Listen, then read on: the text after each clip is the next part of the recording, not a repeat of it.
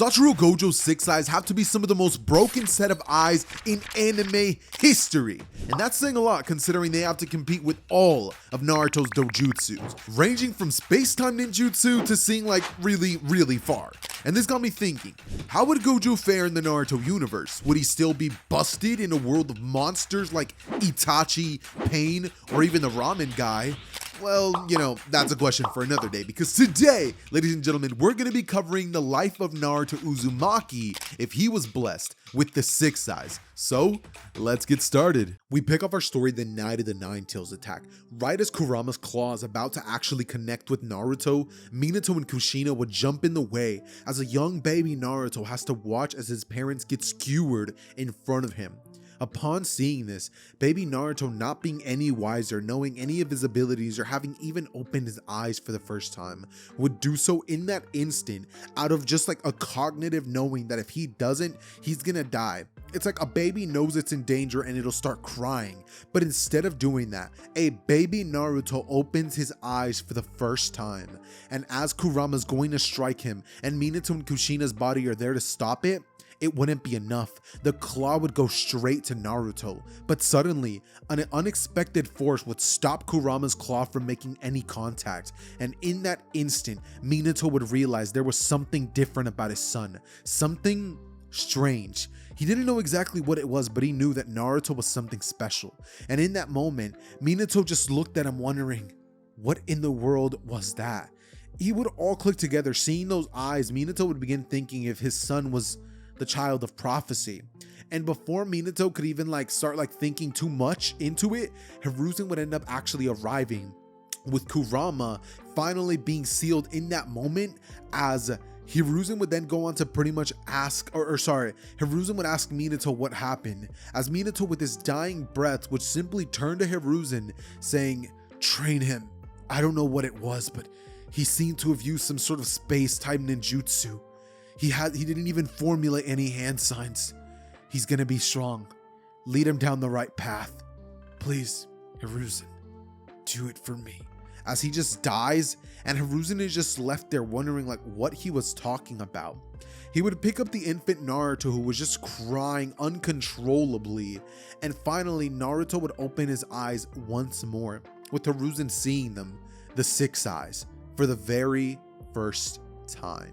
As this is happening, Hiruzen just wonders in his head, I wonder what kind of man you're gonna grow up to be. And right as that happens, we flash forward immediately to the day where everyone graduates from the academy. Naruto would be sitting in the back of the class just sleeping, as finally Iruka would go on to ask, pretty much say that who their team's gonna be. He would say Sasuke Uchiha, Naruto Uzumaki, and Sakura Haruno. Right as that would be stated, Naruto and Sasuke both instantly look at each other with a grin on their faces, as they both know they're about to do some devious things on a team together. And Sakura would get all close to Sasuke being like, "Oh Sasuke, I can't believe I got so lucky to be on a team with you." Naruto walks over to Sasuke, completely ignoring Sakura, as he basically tells him that they're gonna raise hell, as Sasuke turns to Naruto and just goes, "Heck yeah, we are." Suddenly, Sakura would be like, "Sasuke, did you not hear me?" And he would say, "Shut up already. You're annoying." Suddenly, Sakura would just be like, "It's always been like that. What does he see that's so special with Naruto? What, his eyes? His power? Why is Naruto the only one who can get a word out of Sasuke?" she would think. As suddenly we would sort of have a bit of a flashback to where Naruto and Sasuke first met each other. The first day that they would have met each other, Naruto would have been in the classroom, and you know, the day where they have that event where they try to see how strong they are, what their abilities are at throwing kunais, throwing shuriken, their racing, their taijutsu skills, can they form jutsus at all at this point. And Naruto going up there, he wasn't sitting there forming jutsus or none of that, but bro proceeded to get some crazy score in the shuriken throwing stuff. He proceeded to go crazy when it comes to the actual running portion of it, and he just got incredibly high scores. Sasuke came in second place, and Naruto, seeing this, he would actually acknowledge Sasuke. As so from here, they kind of both acknowledged each other, with Sasuke being he's strong, And Naruto being like, he has some promise, you know what I mean? Just because like he's extremely cocky at this age, because like Naruto's in the academy, mind you, but it's not like this is Naruto's first rodeo, because now we have to get into even more of a deeper flashback. So within a flashback, we're now gonna have a flashback of Naruto, which is just like kind of funny, but it's what's gonna happen. Okay, hear me out. So Naruto's childhood is going to be so different than the one that we get in the original due to the nature of how he's actually going to grow up. Number one, this version of Naruto is going to be trained by Hiruzen in hand-to-hand combat, and Naruto, when he would be like growing up, would like at the age of like 4-ish, would have found out his ability to use Limitless. On a specific day, Naruto would have pretty much ended up like asking Hiruzen for something. Like, I don't know, like Hiruzen would have ended up like telling Naruto, I forgot what it was in my head that I had planned out, but just imagine there's like a simple scenario. Naruto activates Limitless for the first time in front of Hiruzen, and Hiruzen's like, that must have been what Minato was talking about. So right after having shown off Limitless for the first time, Naruto discovering this crazy ability of his, and also growing up and kind of like having a deep understanding of the things around him due to the nature of the Six Eyes. Because it's like, bro, this dude Naruto, when he, like, I don't know if you guys have seen the Man of Steel movie, but if you guys saw the intro where Superman was like, he was a kid and he could hear everything and see everything, and it like literally messed with him so much that he had to like hide and be alone. Naruto literally would have had a moment just like that when he was a kid. Like his eyes hurt so bad because he was just processing information so fast and just seeing everything.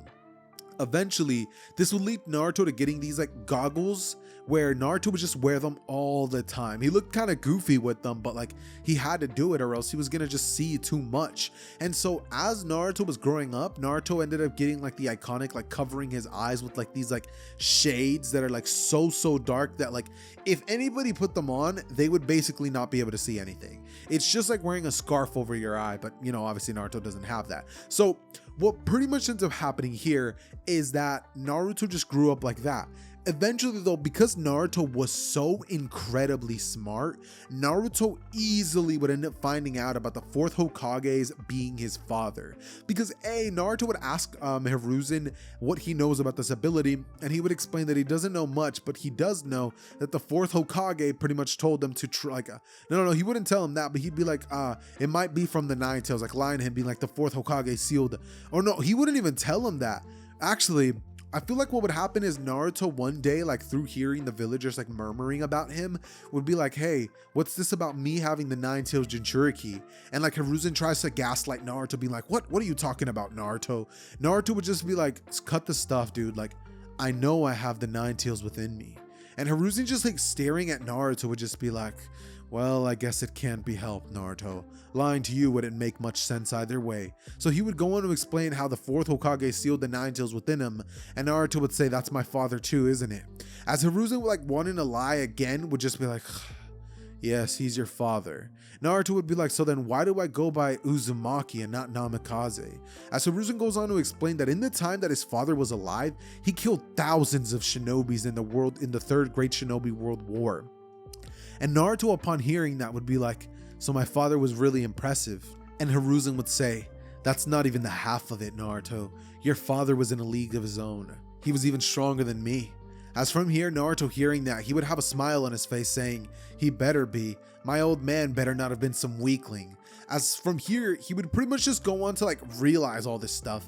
And this version of Naruto doesn't go by Naruto Uzumaki. He straight up just didn't care. And he's like, oh, you mean to tell me that if I use the name Namikaze, like other ninjas are going to try to come after me? Naruto being so cocky at the age of like 6 years old would like, bro, no one can touch him. Like, bro, the Hiruzen himself has tried to see if there's any way to bypass this infinity. There's not. There's literally not. He can't lay a finger on him.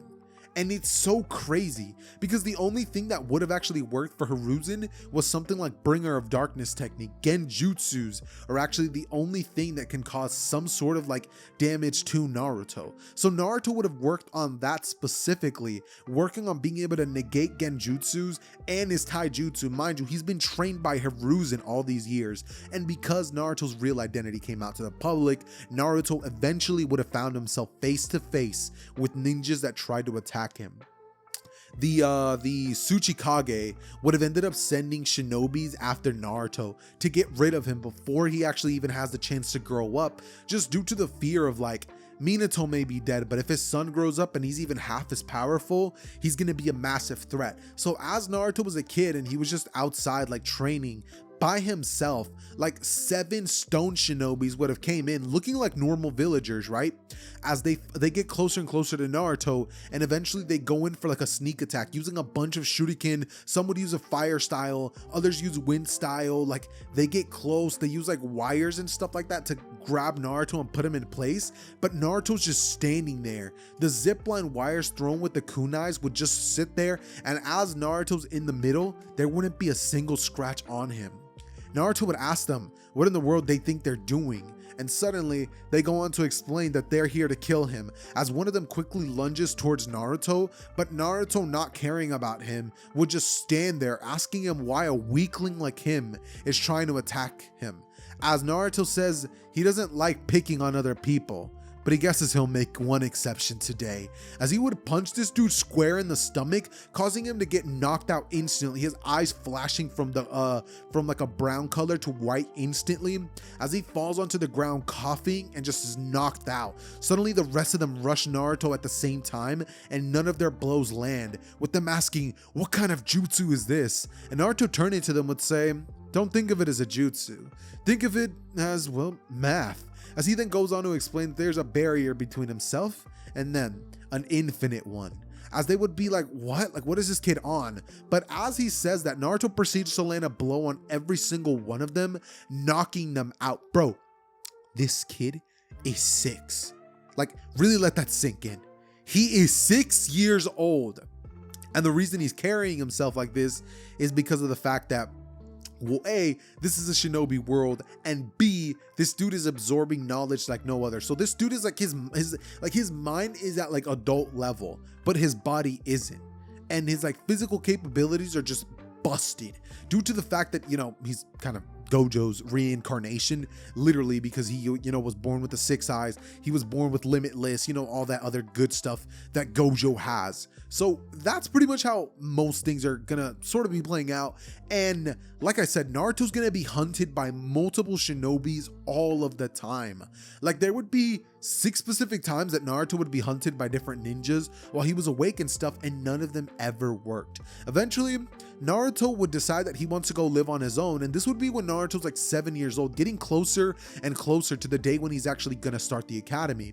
And so what pretty much happens here is that eventually the shinobis from the Cloud Village decide that it would be a smart idea to take Naruto out in his sleep, realizing that this kid is already like powerful. Like they know like this kid is dangerous, and he's not even like 7 years old, so they're all wanting to eliminate him, and they know that this kid is like a massive threat to them if he manages to grow up and become super OP, because not only is he Minato's son, but he's also the wielder of the 9 tails Jinchuriki, which is like, bro hasn't even learned how to use that power yet. But Naruto is aware of the 9 tails because he eventually would have ended up discovering it through his mindscape and through, you know, knowing Kurama's there. He sort of like went into a meditative like state where he ended up having a full-on conversation with the 9 tails, who tried to kill him like by sticking his claw through the gate, but again, it didn't even touch him. And Naruto would say, I guess things don't change, you dumb fox. You know, with Kurama like getting enraged and be like, I will kill you, I'll kill you, you know, like enraged. But Naruto doesn't care at all about it. And on one specific day, like I said, you know, I'm building everything up for like a nighttime attack. These ninjas, or one specific ninja, very powerful, like Jonin ninja that's actually like really competent, would actually go to the village and try to kill Naruto in the brink of night. Fortunately for Naruto, however, because he was asleep, unfortunately, right? Limitless wasn't on, meaning that Naruto very well could have straight up died this night. But luckily for him, Hiruzen had planned that something like this would happen. Or not planned for something like this to happen, but I feel like a better way to put it would probably be something along the lines of like, he expected it, right? Just due to the nature that the attacks were getting more and more prevalent, so he sort of planned for this, and so had a specific person watching Naruto. Someone that Naruto actually had noticed that was tailgating him a long time ago. Because as Naruto was training as he does per usual, learning more and more abilities to become busted and like just become the most powerful person ever, Naruto would finally get sick of feeling that someone was there, because obviously the six eyes give him access to like in Jujutsu Kaisen to see like the cursed energy flow. But in this timeline, because there is no exact cursed energy in this world, or technically he has it but nobody else does, right? He's gonna be able to see chakra, and I'm just gonna give it to him just because, like, why not? So Naruto's six eyes are gonna be able to actually sense Kakashi, and so eventually one day he would say, "You can come out now, like I'm tired of having you watch me train." And Kakashi like being like, "What? Like, how did he sense me? Like, I literally hid my presence like so unbelievably well." He would come out revealing himself to Naruto, who Naruto, having those little glasses on, would be like, "What's your name? Like, why are you always following me?" And Kakashi would just go on to explain that it's Hiruzen's orders, that with a bunch of people attacking Naruto, he just wanted to be sure that Naruto was safe, and that he only does it every now and then as he's sure that Naruto's already aware of. Naruto, like having the true answer being told to him, he would say, "Look, I don't need protection." And so, Naruto would just go back to his training. Kakashi would continue watching him, thinking to himself that, like, Minato, like, your son, he's growing up so fast. Like, he's already this powerful. Just thinking to himself that he, like, he's not shocked at all. Like, Naruto is the son of the fourth Hokage after all, right? As right after this, we kind of like time skip straight to when, not time skip, but we flash forward to the moment where a shinobi would be on top of Naruto, ready to just kill him. He would stab down his kunai into Naruto's chest, stabbing him, as Naruto would be there in the bed and he would be covered in blood. Kakashi, however, would have seen this happen, but barely not being fast enough, would have barely being fast enough, would have stopped the blade from piercing all the way through and fully killing Naruto. So Naruto would be sitting there bleeding out as his heart would start thumping slower and slower and slower. Suddenly his eyes would change colors from their normal blue, beautiful six eyes to like a corrupted red version of the six eyes, as Naruto begins healing so unbelievably quick. And this is in a moment like the time when he fought Toji and he like unlocked his cursed techniques and stuff like that. It's different in the sense that this is just Kurama, right? So Naruto gets fully healed, and after he gets up, he just asks this guy why in the world he was here trying to kill him. This dude would be terrified, but in this moment, Naruto using blue would destroy this dude, with Kakashi present and watching this, as Naruto thanks him for saving his life. And he would say he guesses he's not so bad and that he appreciates him looking out for him. Kakashi from here would nod, like kind of placing his like headband back on his eye, and with Naruto asking him like why he has to cover his eyes. And Kakashi would explain that he's not, like his reasoning will have to stay secret for now. But Naruto, seeing the way that he covers his eyes, would sort of be inspired to cover his eyes in a different way. At first thinking he used like a Leaf Ninja headband, but obviously because he doesn't still have one, he literally just grabs a cloth instead of like the glasses and changes the look, where now he's like a little kid with the Gojo look, right? And so what pretty much ends up taking place right after this is we just jump cut back to Naruto in class with Sasuke, and them all just like kind of looking at each other, with Naruto like smiling at Sasuke and Sasuke kind of smiling at Naruto. Eventually Kakashi would end up walking in the class, and Naruto, seeing Kakashi, would like act so formal with him, being like, "I knew you'd be late," and him asking like, "What's your excuse this time, Kakashi?" As Kakashi just smiles, looking at Naruto and being like, "I was helping old ladies cross the road." And suddenly Naruto bursts out into laughter, being like, "Dude, that's your lamest excuse yet." Sasuke in this moment would just smile towards Kakashi and say, "Seriously, what a loser." From here, they would make their way towards the roof, and it would be established that Naruto knows Kakashi and Sasuke knows Kakashi. And Sakura would just be sitting there being like, how do they know him? As right here, we're gonna have to give like a little bit of introduction to like how they know him. Obviously, Naruto and Sasuke, I like alluded to them like being rivals and stuff like that, and then suddenly they were just friends. But what pretty much goes on in the course of like how this happens is, I think that what would generally speaking happen in this friendship is Sasuke is going to be Naruto's ghetto. And the way that this happens is they both develop more and more respect for each other, eventually becoming friends before the Uchiha Massacre. Then once the Uchiha Massacre happens, I feel like Sasuke would go away from Naruto, sort of keeping to himself, but Naruto would not give up on Sasuke, having already been seeing him as a friend and understanding what happened to his clan.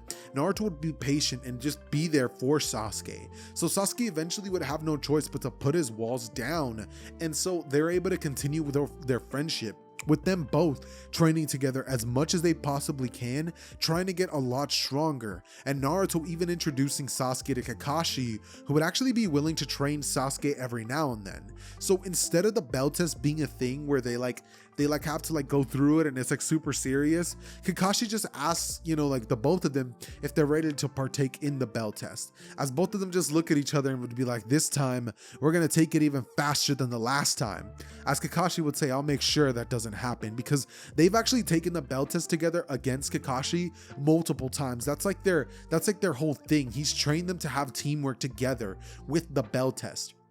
And Naruto, well, Naruto's kind of a cheater, because he's really OP and he's really fast, and he has this crazy taijutsu and body flicker ability. Naruto's busted. Sasuke's also really, really fast, but not as much as Sasuke. He's gifted at taijutsu as well, just not as much as Naruto. But one thing that he does have is a better understanding of fire style. Naruto doesn't exactly rely on ninjutsu, just because Naruto became so cocky that he's what would I need that for? The only jutsus that he learned are the ones that were mandatory to pass the academy. And even then, Naruto thought it was beneath himself, because this version of Naruto sort of is going to be having a bit of a god complex. His whole life, not a single person was capable of landing a single blow on him. That's no blow, nothing. Only Hiruzen was able to shock him once with a genjutsu, but after that, Naruto learned how to get past that. So the only genjutsus that would work on this Naruto would straight up be an Itachi Tsukiyomi level jutsu. That's how busted the genjutsu has to be for it to even work on Naruto, right? So that said, that's sort of just a breakdown of the bell test, stuff that happens. And so they would eventually make their way towards the bell test grounds, where they would begin. Sasuke and Naruto instantly using a combo attack, with Naruto using blue, something that they learned how to maneuver together. Naruto manages to yank Kakashi in, as Sasuke blitzing forward to go in as a decoy, as Sasuke goes for the bells, but Kakashi dodges, and so Sasuke being pushed out of the way activates his Sharingan immediately, as he quickly begins looking around for Kakashi, who was moving really fast, having the Sharingan active, with Sasuke shooting a fireball jutsu, body flickering out of the way, as Naruto jumps into the fireball itself, coming out the other side, grabbing both bells from Kakashi's waist, who would be stunned that they managed to come up with something like that. But Naruto in that moment would reveal that it was not the real bells, and they would poof in mid-air, as Naruto would go on to poof as well, being right next to Kakashi, spinning the bells in his finger, saying, "We got him again, Kakashi sensei," as Kakashi just looks down and would be like, "Dang it, Naruto," as they beat their previous record by 10 seconds. So Kakashi would be like, "You two really have come a long way," and Sakura would be like, "These two are Genin?" She's just stunned. She's like, "Dude, how? How does Sasuke have his Sharingan? He had never shown it before." And she's like, "How was Naruto able to teleport?" She's just so shocked. Well, he didn't actually teleport, but he used the body flicker, you know what I mean? And he also used his 6 eyes in tandem with that to know that Kakashi had created a substitution thing, sort of like a clone jutsu. So, that's kind of what happened. Moving forward though, they would be placed on a team, and eventually they would be assigned the Tazuna mission to protect the bridge builder, right? They would make their way towards that mission. The Demon Brothers section really would be irrelevant, just because it's bro, Naruto, if he really wanted to, could just use blue to just eradicate both the brothers instantly, not even letting them pose a threat. You know what I mean? That's how busted this Naruto is. Dude, this version of Naruto has dealt with people literally trying to murder him since he was 6 years old. Naruto sort of looks at killing as beneath him. So whenever he beats people up, he doesn't even kill them at this point.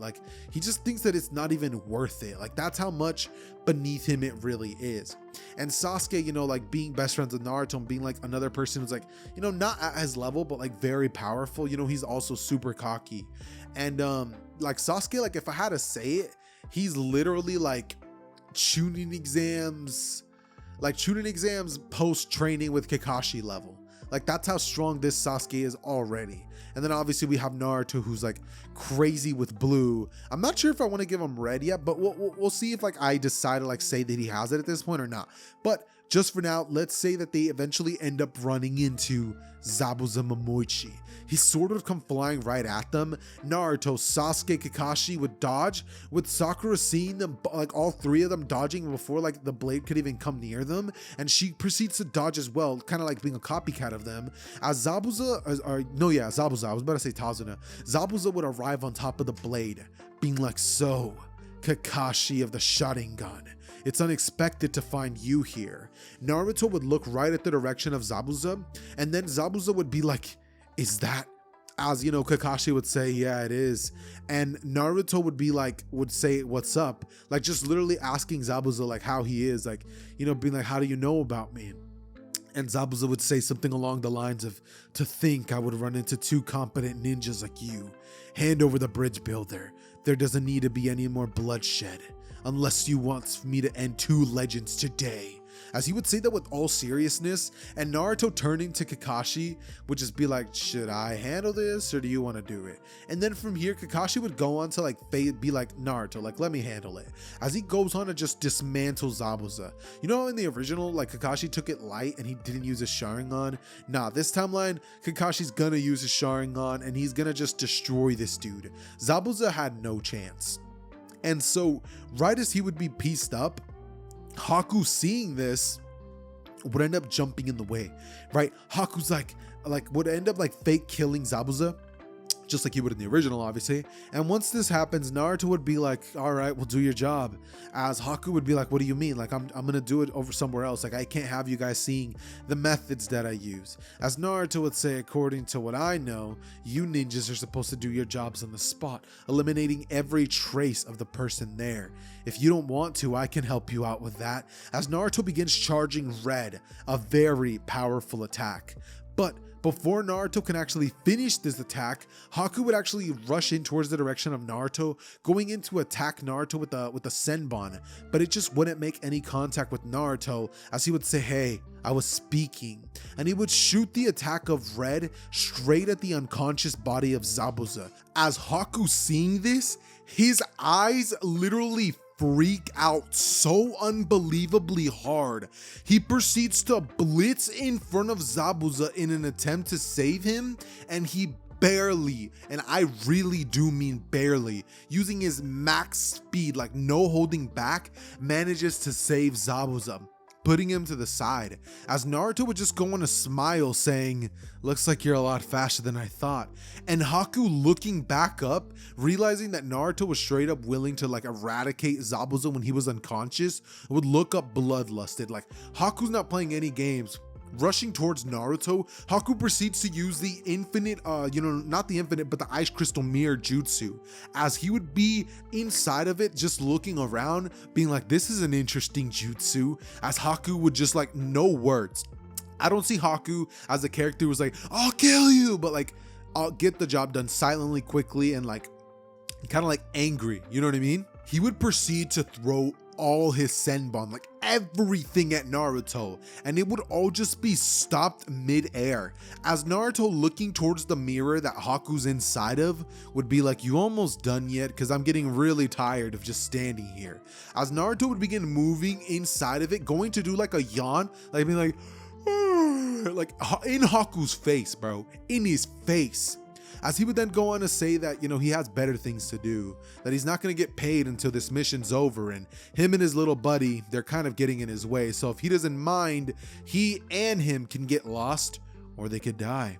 As from here, Haku, like realizing that this kid was straight up going to kill them, would just grab Zabuza and be like, no, like you, bro. Normally, I would straight up just have Haku and Zabuza just get killed. Right? Like normally in these arcs, that's always what happens. But I think it's just so much cooler for Naruto to let them get away and them to straight give up on the mission than to let them die. They literally give up on the mission, bro. Like, let that sink in. Like let that period of silence that I just gave you, let that sink in. They run away, bro. That's how busted he is. And, you know, Sasuke watching this would just be like, show off.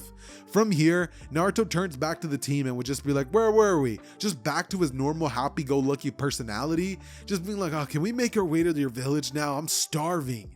They make their way towards the land of the waves, and once they arrive, Naruto, seeing all the poverty and all the people that straight up have no money in this village, would feel horrible. Naruto would feel so angry at whoever it was responsible for this, and Naruto, not even knowing what Gato looks like, just knows that Gato doesn't deserve to breathe. Like, every second that Gato's breathing is another second that Naruto's upset. Like, have you guys ever been in your room and like there's a mosquito in there and you just know there is? Like, you're about to sleep, but there's a mosquito that bit you once and you know that if you don't get rid of it, it's gonna keep biting you. Like, you literally can't go to sleep. You can't, like, you can't go to sleep without getting rid of that itch. So you have to stay up and kill it. That's like what Naruto's going through in this moment. He feels like there's an annoying mosquito that he's gonna eradicate. And that's exactly what would happen. The second that Gato would make his presence known in the village and arrive, being like, Zabuza quit on the mission. If you want something done right, you gotta do it yourself.